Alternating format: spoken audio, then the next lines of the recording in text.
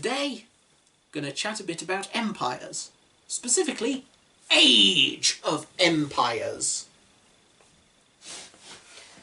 Now, I was quite excited to hear a few years back, or so, that Age of Empires 4 was coming out. Granted, I would have been more excited if they announced Empire Earth 4 was coming out. But, you know, that's just one of those things. And Age of Empires 4 still sounds pretty epic. I was a bit disappointed that it was going to go back to the medieval era again. But, because I was initially a bit concerned that it would essentially be a reskin of Age of Empires 2. But Relic did us proud. And from what we can tell from the trailer that was released on the 10th of April, and the various different mechanics that have been displayed, it's not going to be. I mean, the fact that units can now go stealthy by hiding in trees, which is something that you might see in, say, Total War or Company of Heroes or such. These guys are doing a good job. Now, part of me, but yeah, I was feeling a bit like, oh well, you know, Age of Empire, I had hoped that perhaps the new era originally advertised was going to be the sort of post-1900 world.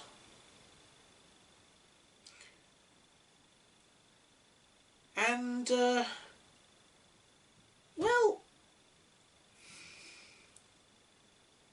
I could understand, but I can understand why they didn't. You see, there are challenges for setting an RTS game post-1900. Now, I have written a whole script about this, although almost every point I made, I basically just said Empire Earth managed it. Yes, it was only partially set after 1900, but still, you know, there are plenty of post-1900 RTS games that have worked well. The Red Alert series, Command & Conquer in general, yep, and of course Command & Conquer Generals, all worked well with the setting. Rise of Nations has a good post-1900 part to it. Empire Earth, as I said, but thing is, when Empire Earth was sorting out the challenges of making an RTS game, or part of an RTS game, in the sort of world of long-range aircraft and all that stuff that we see in post-1900, they weren't making an Age of Empires game.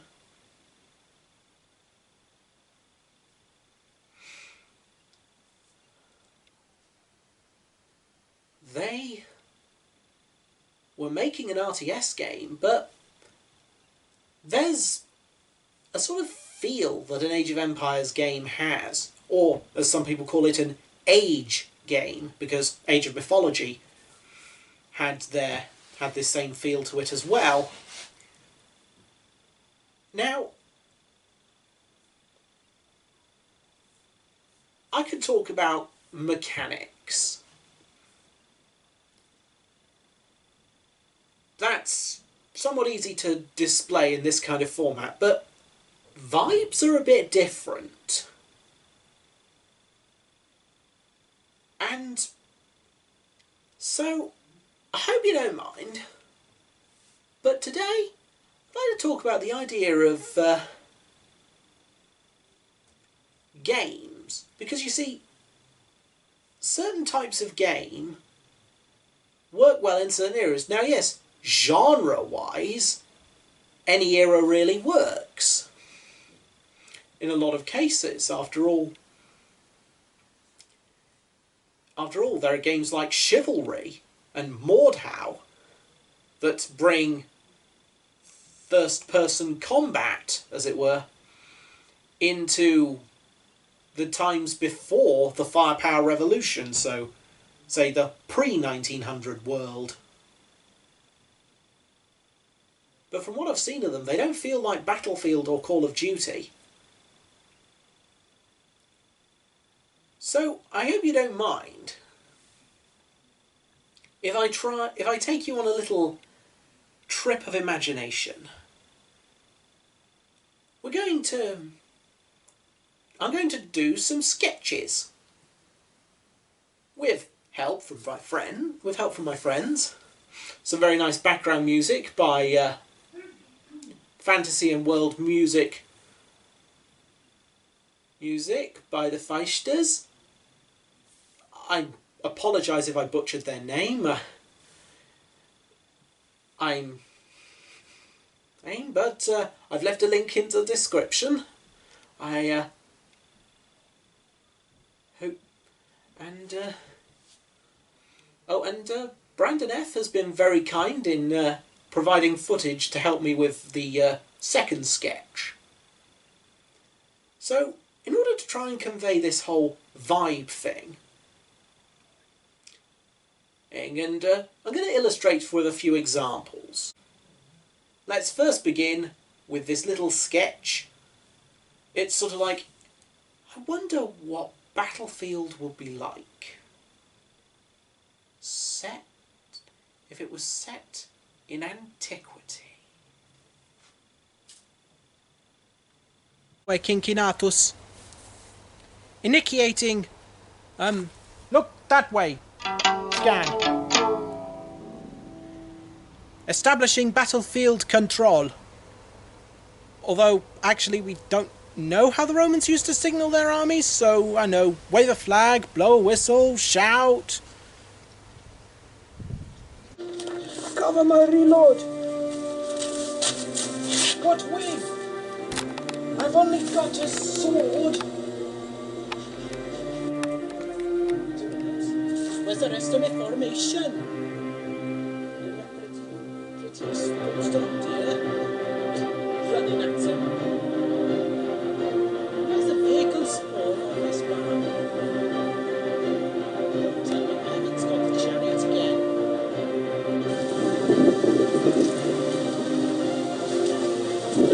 Yes. It's not like I've got the latest graphics card or anything. Now come on, boyo. Let's go get some ruddy Romans. Javelin, on deck.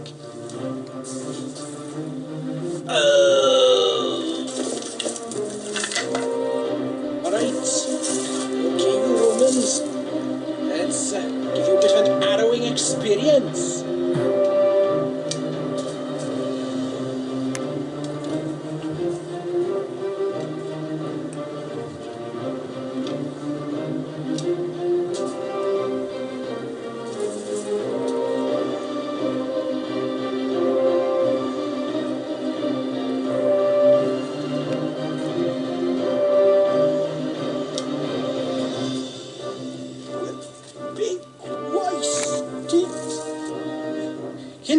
Kinkinatus, outpost, is being overrun.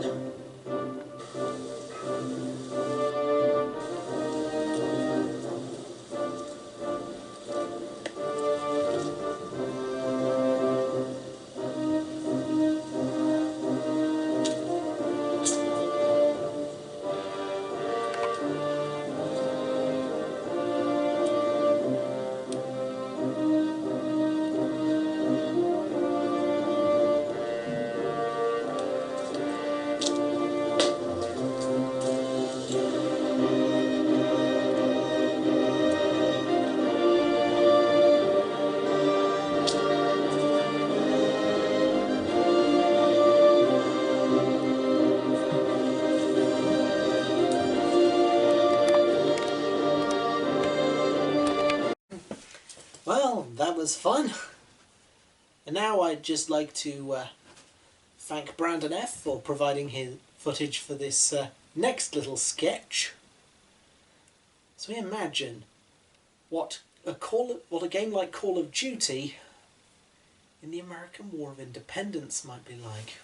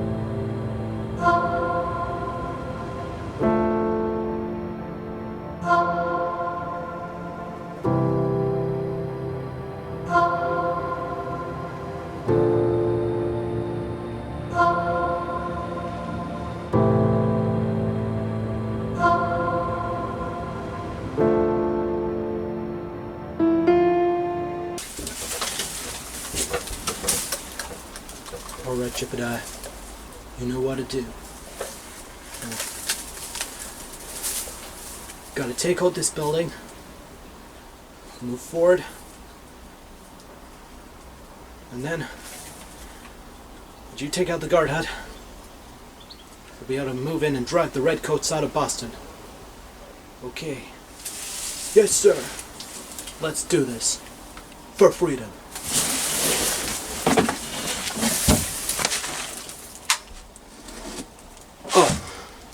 Okay, right the cartridge, and there, turn my weapon. Oh. That would seem to be quite the number of redcoats.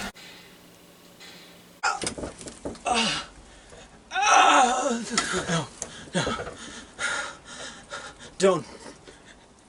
Don't let them see the blood. If they saw what a musket ball could do to a man, this game would never get sold in stores! Thank you, Brandon F, for your kind appearance in that last sketch. Anyway, you can check out the video that that Brandon's cameo came from in much better quality, with a link in the description below, as well as a couple of videos to find out more about the Minutemen in the American Revolution. But now, we shall have the main show. The sketch that inspires them all. As we try and imagine trying to create the feel of an age game in the modern world, conveying authentically, let's say, the 20th century.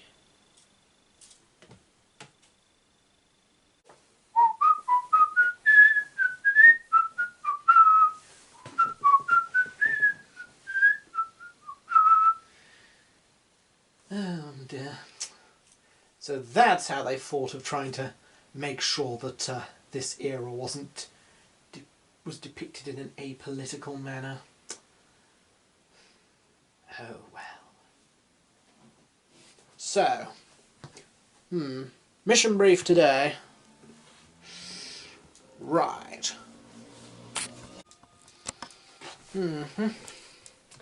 Seems we've got ourselves a random map. Right. So our British forces are down here. Yeah, the Germans have set up here. Yeah. And yeah, it's all very nice of the Scandinavians to just completely vacate the premises, to vacate the entirety of the Scandinavian peninsula so that we could contest the map. Very nice of them. Kind of strange, but, so, we've got a bit of a deadlock. Kind of, end late game sort of time. Yes. And I know that it's quite a colourful map using First Atlas. But, well, they did want a bright and inviting world, and, so... Strategic situation. Our chaps here in Copenhagen, their chaps are somewhere in Lapland or Sami territory. I'm not entirely sure what you call this region up here. Roughly speaking, northern Finland. Okay, so our chaps are advancing on the German base. I know it's a bit of a stereotype, British and German, but the chaps who run this actually speaks some German, and it's part German, so we could get away with it. Anyway, more to the point. So, our chaps are in a bit of a deadlock. So, but round here, somewhere between Oslo and Bergen, we have ourselves an airbase. Stand up straight, soldier! And you. Oh, disciplinary ranks. Sometimes, I don't know. Anyway, so here we have our airfield. And on this, we have an aircraft. Obviously, that's pretty odd. You know, airfield, aircraft, you get the picture. Right. So, what we're going to do today is try and get it. I told you before, just stand up straight when an officer addresses you. Oh, so those chaps. You go there, and you'll see this particular aircraft has a little surprise for the Germans on it. Not a pleasant surprise, called Orange Harold. And, well, let's see how this chap goes.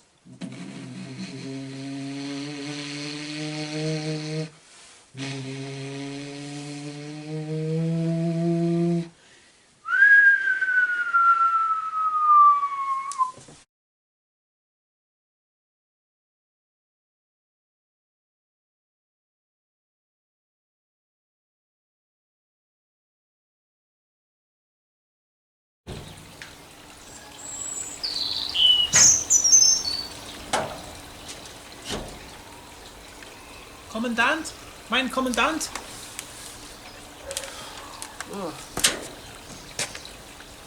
Wir wurden mit Affenwaffen behandelt. Unser Dorf ist verloren. Was sind Ihre Bestellungen?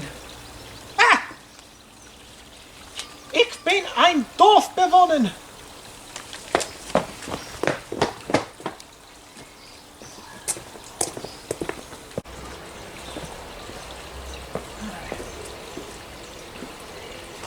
Oh, it's a long way to Tipperary. It's a long way to go. It's a long way to Tipperary. Hang up. Right. Well, we're at the village. And, oh, maybe there's an enemy there. Hang up. Enemy villager. No, I'm not going to do that. Look, I know it might have made sense for this sort of okay in Age of Empires 2, you know. Have you seen the definitive edition? They got flipping Kriegsmessers. And against a guy with a sword and a shield. But here, that guy's got a trowel I've got a Tommy gun. How are you going to get a bright and inviting world out of all this then? I mean, we've already nuked the village, and there's no way we were trying to save it. Yeah, so, no, I'm just not feeling this whole bright and inviting world. You know, trench warfare, Tommy gun, trench warfare, Orange Herald. Yes, I know the officer said Orange Herald, but yeah, he's a bit of a fuddy-duddy. They're trying to make it bright and inviting, I guess. Bright and inviting when we have nuclear bombs and, yeah. How are you going to do that authentically with industrial warfare? I don't know. Right. Cut. Let's just cut. Right. Cut. Well, that got a bit dark at the end.